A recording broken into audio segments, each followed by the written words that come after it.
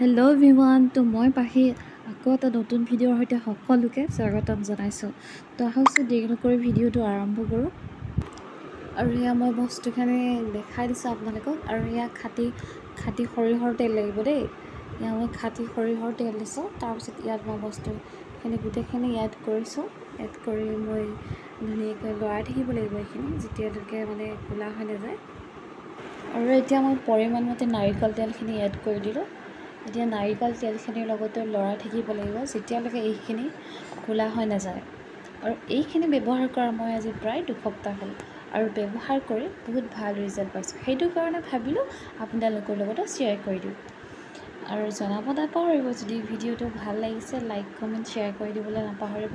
আৰু যদি এনেকুৱা ভিডিঅ'সমূহ পাব বিচাৰে তেতিয়াহ'লে মোৰ চেনেলটো ছাবস্ক্ৰাইব কৰি দিবলৈ নাপাহৰিব। ইয়াত ধুনীয়াকৈ মোৰ অলমষ্ট হৈয়ে গ'ল তেল। আৰু মই এইখিনি গা ধোৱাৰ আগত লগাওঁ, তাৰপিছত 1 ঘণ্টা পিছত মই মূৰটো ধুই দিওঁ। তো আজিলৈ বাই বাই।